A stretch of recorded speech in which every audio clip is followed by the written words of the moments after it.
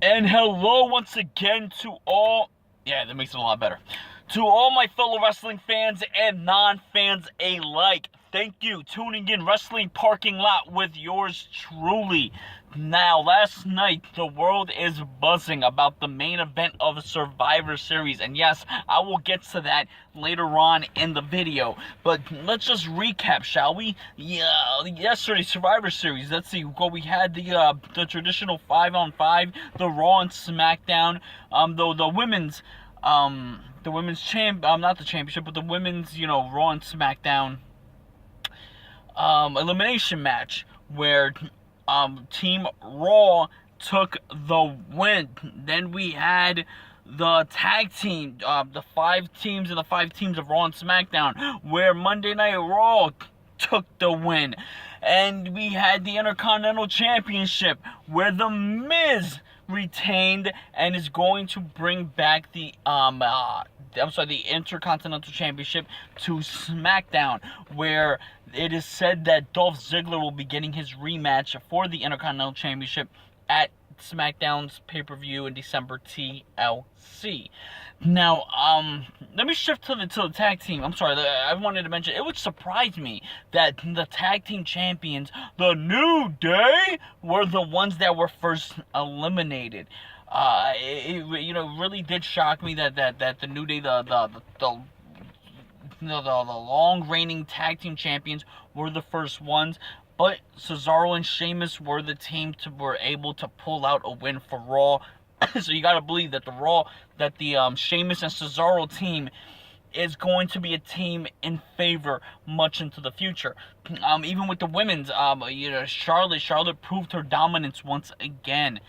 And Bayley, doing her thing as well, and all the other Raw, women superstars, did their thing, and they kind of shut SmackDown up in that regard. Nikki Bella could not compete because of her neck. Now, I don't know if that was a work or her neck was really, hurting her or giving her trouble, but Natalya, the coach, filled in. They were in Canada. Hey, it only makes sense, right? But, so, let's see. Let me go back. Okay, so the Intercontinental Championship is going back to SmackDown, and the Cruiserweight... Now, the Cruiserweight Championship was crucial because it wasn't just the Cruiserweight Championship that Brian Kendrick was defending. It was the entire division. Now, to stop them from going to SmackDown, he would have to beat Kalisto, and he did, with the assistance of a man who isn't exactly a cruiserweight, Baron Corbin. I mean, think about it. Baron Corbin, is he trying to incorporate himself into the cruiserweight? He'd have to lose, a couple of pounds, and he'd have to, I think, he had to shrink a little bit. But Baron Corbin interfering in the match and causing SmackDown to gain the entire cruiserweight division, and that set Daniel Bryan off. I wonder what Daniel Bryan's going to do as a punishment this coming Tuesday for Corbin. But Cruiserweight and the Cruiserweight division, which I myself am very happy, are staying on Raw. Now, we also had the male superstars, the 5-on-5. Now, this match, what was it, 45 to 55 minutes? This match was long as hell. And, we also saw, Braun Strowman throwing people around, throwing AJ Styles over AJ just flopping over the apron onto the floor. I mean, let's not even talk about what Braun Strowman did to James Ellsworth, the SmackDown Live team mascot. He threw him off the free, just like a ragdoll, just flung him off the stage. But it was James Ellsworth that caused Braun Strowman to get disqualified by holding his leg, not allowing Strowman to get back in the ring, and he missed the 10 count. But, man, that match, I mean, seeing another beautiful RKO from Randy Orton, Shane McMahon doing an insane elbow drop onto the vintage Shane McMahon, elbow drop onto the table, but unfortunately the vintage coast to coast from Shane didn't cause effect as Roman Reigns countered it into a spear. Now, this wasn't just any counter into a spear. This was one that possibly concussed Shane McMahon. I mean, I don't know if he did suffer a concussion, but it did look like it was lights out. His eyes were very glazy because the back of his head did hit that mat. I'm telling you, it didn't look well. It didn't look like it was work. There is also there's footage of Randy Orton consoling Shane McMahon's son, who's ringside, because you know, shit happens, and that's a pretty messed up situation to be in. Hopefully, Shane's doing well. We'll have to see if he does appear this Tuesday on SmackDown. But tonight on Raw, man, I mean, it's weird because SmackDown did win the 5-on-5 male competitors, kind of like the big one. They won it thanks to of course, Bray Wyatt, Randy Orton, and Luke Harper. Wild card in the match. Came out of nowhere, no pun intended. You know what? Screw it. We'll throw it in there.